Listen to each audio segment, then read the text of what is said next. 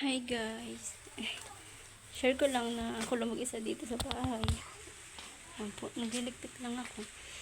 Pero dahil nililinis, ano lang, parang nagliligpit lang. Ganyan ako eh, wala akong magawa. Ayos-ayos lang. Makalat siya, ano siya, parang hindi maganda yung gamit namin, pero ini-organize ko lang siya. Yan, may hollow blocks pa nga. Happy New Year. Eto, may tira pa kami. Kaya hindi talaga pwede yung maraming handa kasi hindi naman kami palakain talaga. Ayun lang, yung ulam, tinabi pa namin doon sa platuhan. Hindi pa naubos. Tapos, yan, may prutas pa. Ito yung ginawa kong, ang tawag dito. Basta yun, prosperity bowl. Yan. Tapos dito, may mga wishes ako. Para ngayong 2026.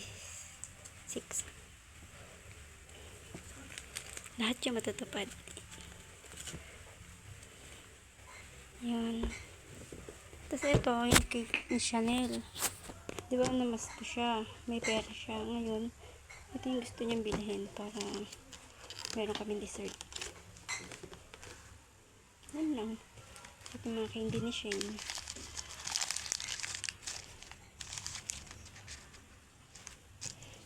Tapos, alam nyo ba kahagabi, nung tumalon ako. Kala nyo nagagas ako ng mga bariya. Kaya may mga bariya dyan sa may baba.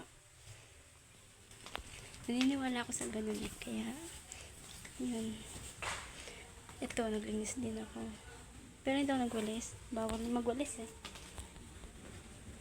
Nagano lang, ligpit-ligpit lang. Wala akong kasama dito ngayon dahil lahat sila nandun sa kabila. Andito pa rin yung laba. Ay, labahan, tupiin. Nung 30, maaga ako naglaba. Lahat ng labahan sinimot ko na para ngayon. Ay, 30 nga ba yun? 30 hanggang 31 naglaba ako. Nasa 31 may isang pie.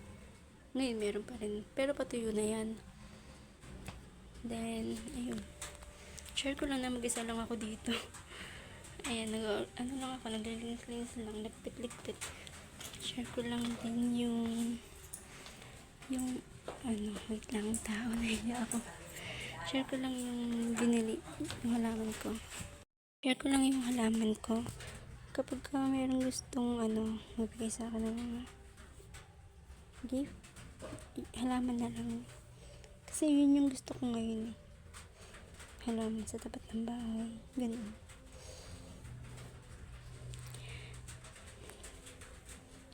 Meron ako dyan, mapakita ko mamaya, may tao pa sa labas eh. Nahihiya ako. Hindi naman ako mahihiyain, pero parang, hindi ko alam, parang nahihiya ako. Hindi ako mahihiyain, pero, anong tawag doon? Nag-aalangan na lang. Kasi hindi naman ako mahihiyain, baka sabihin nyo, mahihiyain, kunwari, pero masama ugali. Kasi naalala ko dati, nung tatrabaho pa ako, meron mga nagpaparinig sa akin doon. Sabi nila, mahihain daw ako na nasa loob yung kulo. Kasi maraming tumutulong sa akin doon. Siguro naaawa. Mga lalaki, mga titulungan ako. Mga jowa-jowa nila yun. Parang naiinis sila sa akin. Yun. Tapos nagpaparinig sila tahimik na